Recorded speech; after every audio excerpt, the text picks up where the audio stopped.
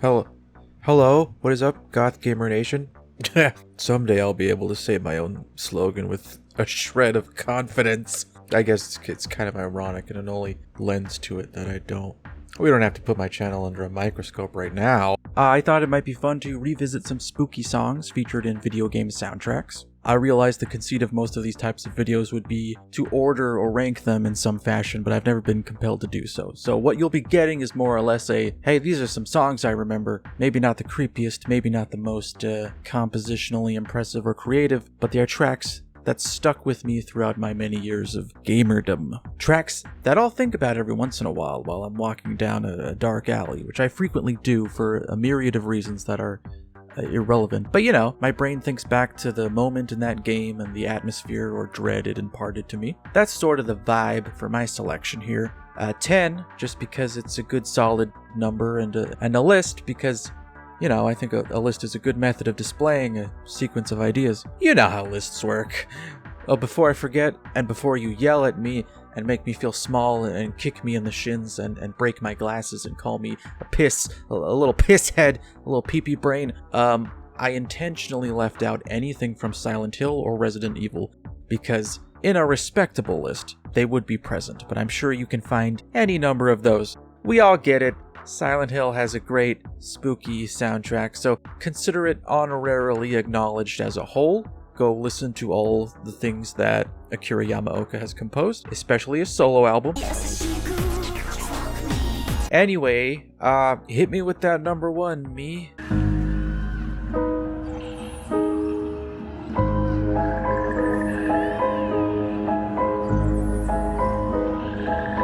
Probably the most obvious and seasonally appropriate first choice. Castlevania Symphony of the Night will always be my favorite game, said intentionally with a question mark because I'm not sure how I would determine that. I've played it a lot. I love most things about it. It's important to me. I think about it a lot and smile.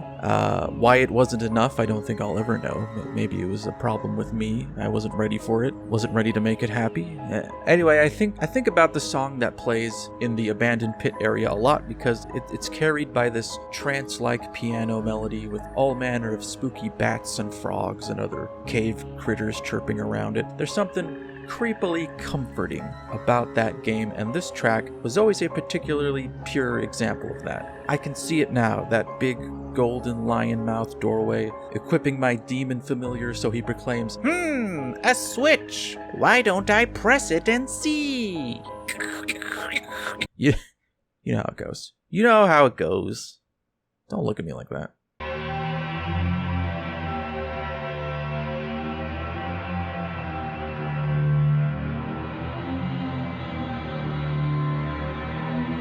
The first Stalker game, in general, has a masterfully dreadful and tense atmosphere, and I was consistently made uncomfortable anytime I was underground or in a lab of some kind. And this track in particular, which I believe plays when you're trying to shut down the brain scorcher in the lab next to Lake Yantar, that whole area is probably the high point of that game, but oh boy, was I feeling it with this track. It's really simple and understated. It's like a monotonous vacuum cleaner drone that becomes more distorted and deep fried in a kind of oscillating rhythm. It's kind of like waves, like brain waves. Do you think it's because of the big brain thing? See, this is how you set a spooky scene, dude. It's not stealing my attention or making me think about it. It's just slowly tiptoeing into my brain while I'm already on edge, lulling me into a nightmare sleep like black noise.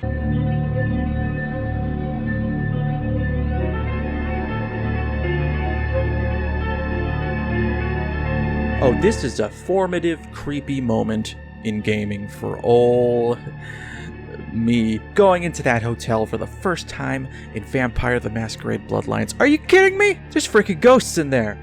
It's a sexy vampire game. You don't think they're gonna almost immediately throw you into a horror level with all kinds of jump scares and lamps flying at you. I couldn't wait to get out of this fucking level. I was not having a good time. In a good way, though, where I was enjoying myself and having a good time. Could have gone with a second pass on the name, though, because Disturbed and Twisted only reminds me of, like, what my mother would call the music I listened to, which was humorously tame in comparison to what I listen to now, mainly 911 calls and black box recordings. I've pretty much traded in Spotify for LiveLeak Plus. Anyway, it's a fantastically memorable track and a memorable part of a memorable game. It's really varied too. There isn't this set collection of sounds it stays with. It sort of evolves and adds new layers of weird theremins and echoey, plinky piano keys.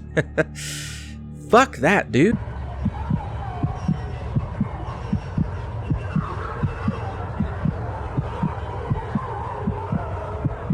This is probably the furthest I'll dabble in ambient backdrops, but I'm picking it more for the memory associated with it and its place in Max Payne. I love all three Max Payne games, but what the first two captured that the third was sorely missing was the noir horror of Max Payne, the surreal blurring of grim reality and drug-induced hallucination. The first one especially felt dirty and grimy, and like there truly wasn't much to redeem or save or accomplish in this story other than hurting everyone, even marginally responsible for hurting you. It was just one night where you move from drug den to Satanist club, leaving a trail of bodies while insane with grief. When Max is forced the drug responsible for his family's death, we hear this haunting backdrop of voices and drones, and while not in the actual track itself, Max's wife pleading for her life as though it's Max that is killing her, adding this cruel layer of self-flagellation to his memories. It's fucked up, dude. Are you serious? I guess it's more sad than it is creepy, but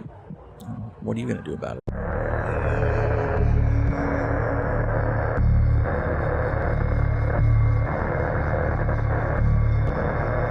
Rarely do you come across a game soundtrack that is so perfectly reflective of a game's world. Pathologic 2's soundtrack is so appropriate, it's less like they found some fitting accompaniment to the game and more like these sounds just emerged from the step and were field recorded. It's very primal and cultural in an otherworldly way, like in some bizarre parallel dimension they'd be selling CDs of this at a tourist shop along with, bags of crystals or some shit. I like this track because it starts out like it's immediately angry at you. And I feel that reflected in Pathologic 2 a lot. Like, everything's angry at me. The earth is angry at me. I'm doing everything wrong. I'm disappointing so many people that even the ground beneath me is disappointed, leaving me in a constant state of, oh fuck, what did I do? And that's one of the beautiful things about the game. It's infinitely terrifying yet relatable.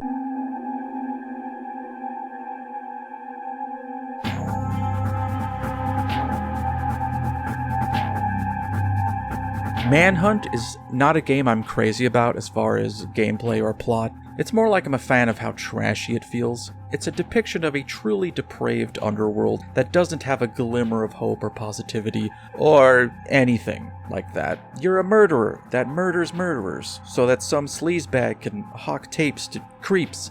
Its soundtrack is really dynamic and creepy because there's always this lingering tension, like a tone simmering in the back while you're stalking enemies, and then it sort of erupts into a full synth-driven slasher movie crescendo when you're spotted. It's unsettling for a number of reasons, on top of it just jump-scaring you with its presence. And to some degree, all the songs in the soundtrack are like that, but this is just the one that plays in my head when I think about that game and when I'm doing my nightly walks.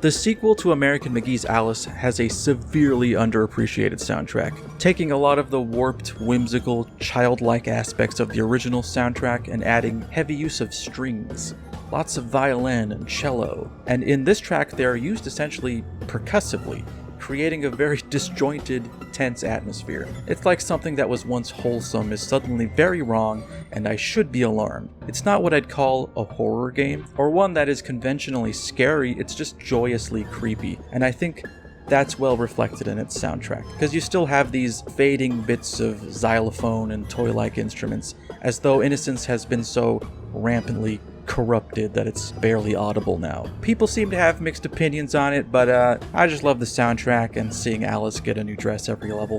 Which one's my favorite? It's a tie between all of them. Thank you.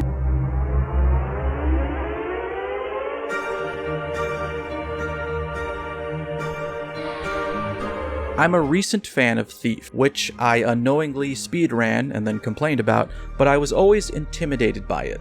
It's a stealth game. I didn't catch the first two. I'd liked the third one, but then people told me that was the bad one, and I said, but I liked it, and they were like, okay, but did you like Thief 2014? And I said, no, not really, and they were like, okay, then you can sleep inside tonight, and I said, yes, indoor box! This was around the time the game really started to click for me, when I started to realize this was something with still infectious charm to it. It was weirder than I thought. Once you meet Constantine and Victoria, and you do the mission to steal the sword, the game really shows just how strange and unique it is. I almost felt at ease after that, like, oh, okay, this is a weird game. I'm in now. This track plays during the cutscene where you meet Victoria, and it's super eerie and ominous, and I was initially confused about why I felt so tense during this exchange. You know, she seems nice.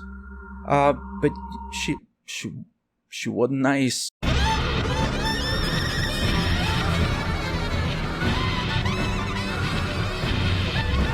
This track from Deadly Premonition is probably the most jarring and likely uncreepy track, but the cacophony of discordant saxophone solos in the opening of Red Tree is a good example of what I enjoyed about that game, which was that it felt like the surreal nature of a David Lynch property turned to 11, all on top of this fuzzy, industrial drum beat. The second half of the song is kinda goofy, but the first half is so wild and unforgettable in a game already rife with brutal earworms, I think I would describe them as. I could probably include the jaunty whistled tune that frequently shows up, if anything just because the frequency at which it shows up and the jarring nature of it is in some way rather unsettling.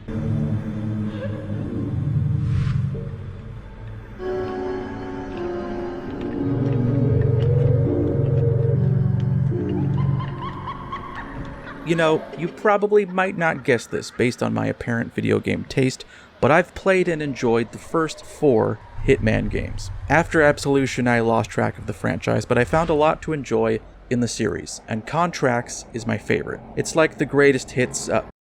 Fuck, why didn't they just call it that? That's so easy! I said it on accident. Anyway, it's like the greatest missions from the previous game, and it's told in a really snappy way like an anthology show where a wounded Agent 47 plays back moments from his time as a besuited, barcoded clone killer dude. This one is actually not available on the game's official soundtrack, but it's very noteworthy in that it's, as far as I can remember, the series is only, I guess you could say, horror level, and it can double as an effective Halloween ambience tape. It's got ghostly giggles, clanking chains, creaking doors, spooky synths. It's all there, baby! And in a game about an international hitman. It's creepy, and hints at the supernatural, which I think at this point, the series really needs. Like, we've had enough of these played straight. Let's just go dumb. Have 47 hunt cryptids, I don't care. It might get me to play them again. Anyway, that was a fun trip down memory lane. For me, at least. If it wasn't for you, please keep those comments to yourself. Thank you for watching my video. I don't normally do this, but support channel, please. God, you can see how bad I am at it. Become a patron on Patreon. Join my Discord.